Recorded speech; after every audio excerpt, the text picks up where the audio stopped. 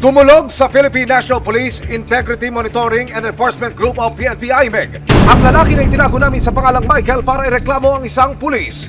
Ang pulis kasi tila kinikikila na raw siya ng pera.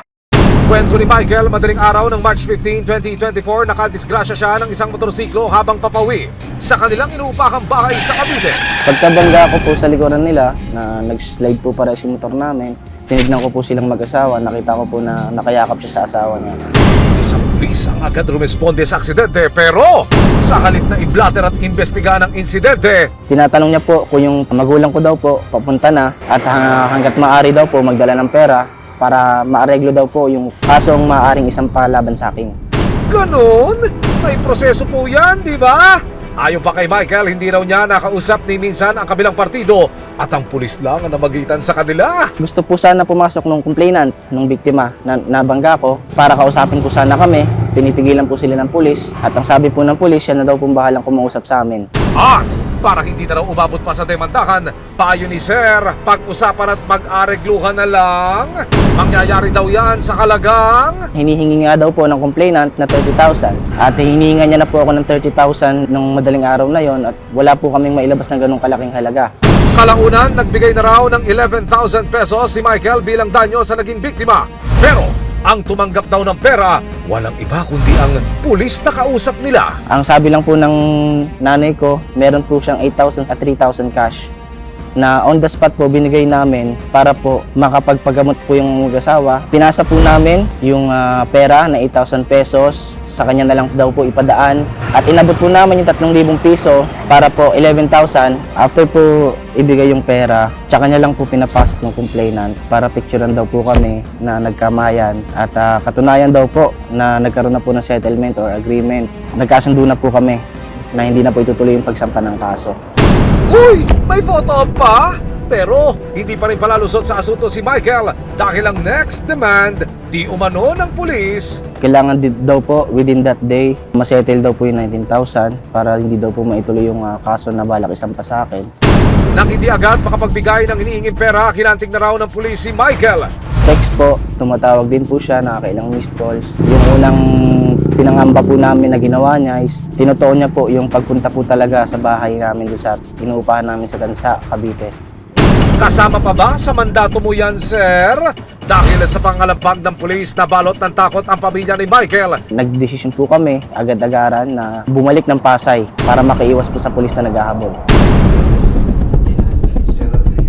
Kaya naman itong March 18, nagdesisyon si Michael na isumbong na sa mga otoridad ang pala desisyong pulis. Sumbong ni Michael, si Sir Pulis daw ang humihingi ng danyos para sa kanyang naaksidente, kapalit ng hindi pagsasampa ng kaso.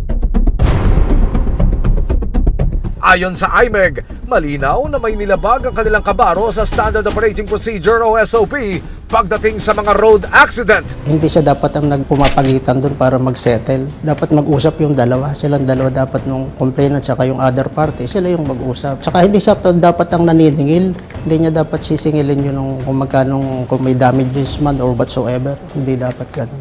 Hawak ko po yung printed copies ng screenshots ng mga text messages, yung palitan ng mga mensahe sa pagitan po ni yung tumatay yung complainant at yung inirereklamo niyang alagad ng batas. Makikita ko rito, meron pang, ikaw ito, nahihirapan kang kumuha o maggagilap ng pera? Sumagot siya, ano sabi niya? Basta mag-usap daw kayo. Oo, talagang naghahingi siya ng pera, ano? Magkano hinihingi niya? Yung balance po na 19,000, 30,000 po kasi total yung demand daw po ng complainant. Wala rin naman po kami kasiguraduhan kung yun po talaga yung demand ng complainant kasi hindi po kami nakapag-usap sa personal. Nang magpakita si Michael ng sapat na mga ebidensya tungkol sa reklamo, isang entrapment operation ang kinasa ng IMEG noong March 18 para masakote ang kapwa nila pulis. Nakita namin through his phone, yung mga conversation, saka yung mga tawag. So yun, we set up the entrapment operation. Ang play, ibibigay na ni Michael sa pulis ang hinihingi pa nitong karagdagang pera. Bit-bit ang marked money. Nagtungo si Michael sa Police Community Precinct kung saan nakadestino ang pulis. Ang mga operatiba may mahabang baril dahil ang kanilang aarestuhin, isang on-duty at siguradong armado na lesbo. Nang maiabot na ni Michael ang pera, bakas ay nirereklamong pulis ang pagkabigla ng arestuhin siya ng mga kabaro. Paliwanag ni Sir in uniform, Humingi ng tulong sila kasi nga sabi nila walang-wala sila.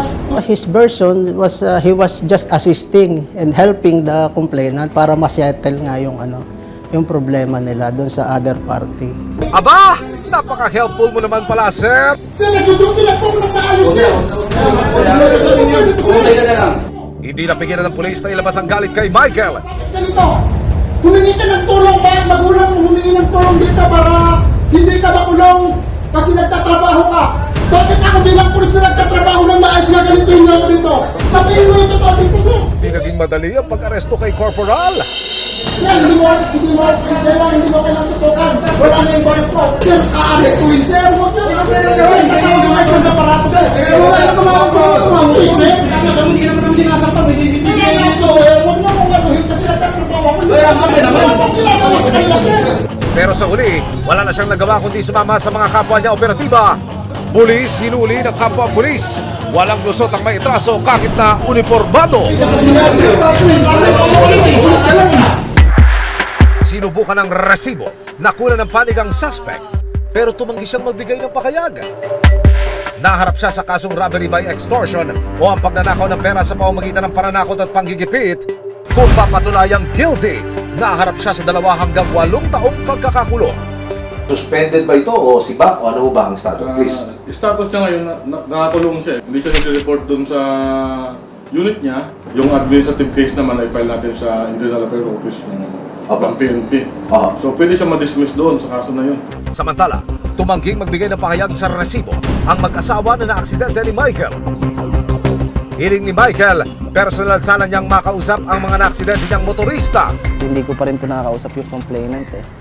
So hindi pa rin po panatag yung loob ko.